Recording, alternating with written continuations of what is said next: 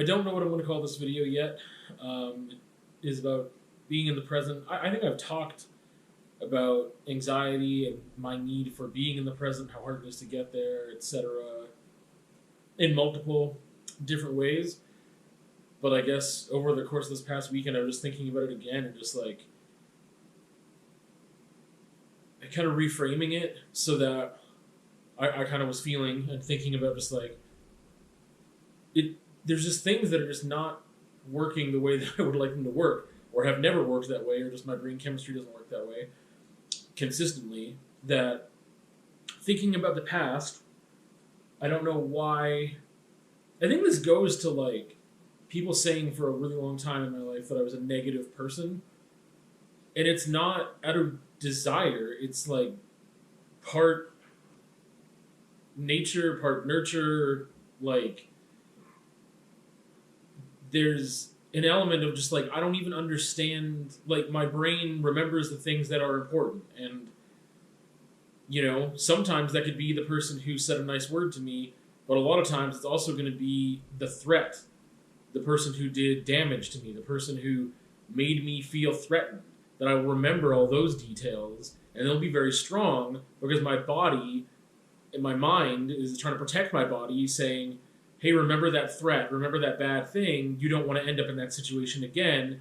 This is how we can try to stay clear of that by your memory really engaging with that experience again, because we don't want that to happen again because it was not a good time. And that's just how my mind maybe does that more than average. I don't know.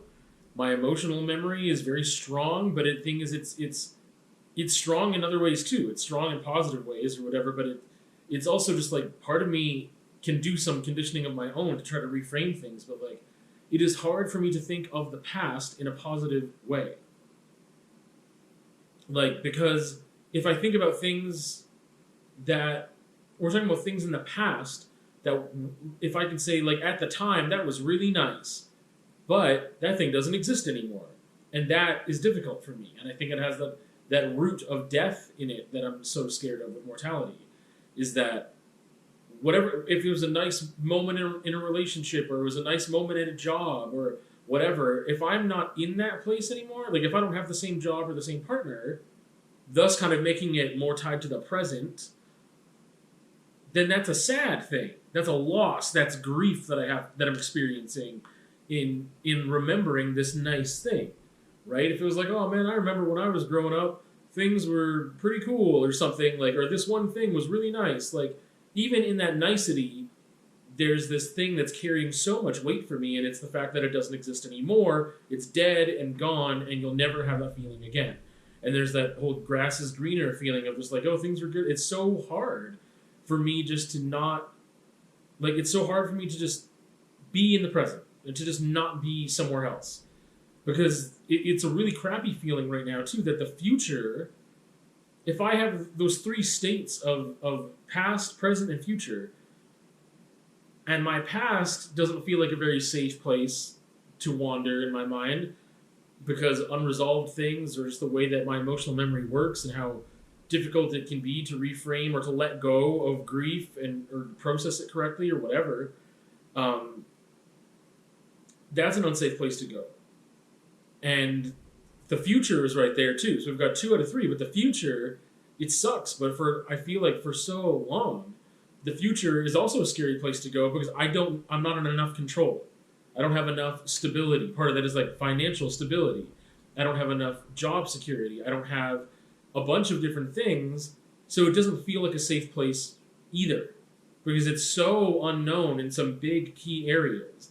And I don't mean like unknown as in, well, you never know what's going to happen. You could break your leg tomorrow, or like, you don't know that things are always going to be this way with that. Like, I understand that you can know nothing, but if you have worked at a job for X amount of years and you feel they're happy with your performance and you're happy working there, you could say like, man, I'm looking forward to next year. And sometimes it still doesn't work that way and things happen, but you could feel a certain amount of security with certain things, and I don't, and that's really difficult. So the present thing is just that, like, I because anxiety sometimes is a protective device or coping mechanism of getting stuck in like almost lizard brain and just like detecting threats and responding and assessing, all of that is so much of my waking life that it is really difficult to be in the present because I am constantly overanalyzing the situations to make sure that I am safe without recognizing really that's what it is, or without understanding it fully, or how many years did it take me to even get to this place where this might be part of my understanding, and someone else might say, no, I think that's kind of off base, and that maybe I'll learn from that, but it seems like that's what's happening, so that I can't be in the present because there are things in the future that are a threat that I don't have an answer to yet, so I can't relax. I feel like when that thing happens, it's going to be big, and I'm going to be in a big mess, and like I'm going to be threatened. My life is not going to feel safe by the time this future thing comes. Whether that be, some years paying rent can feel like that. And how many months of the year did I feel like that some years? I don't know. Those looming threats that are just there in the future, that are so close to the present that it's hard not to think about them. So yeah, just staying in the present is just so hard because I'm trying to like stay away from the past sometimes because it's difficult to deal with sadness. But then my mind sometimes brings me to the past in order to remind me not to get in that situation again. But then we have to feel emotions with it too. I'm not just accessing the logic. I'm not just accessing the answers and the learning that took place. The learning is only taking place because the emotional thing can be that heavy. But then I get into a whole other thing where I can't trust my head or my heart based on anxiety too. So it's just a mess. So it's like the one place that is like the healthiest place I think to be, which is the present. And it is the thing that is so hard for me to achieve. And I keep striving toward that in different ways and need to continue to do more learning about how I can continue to do that. Because it's rather important and forever elusive.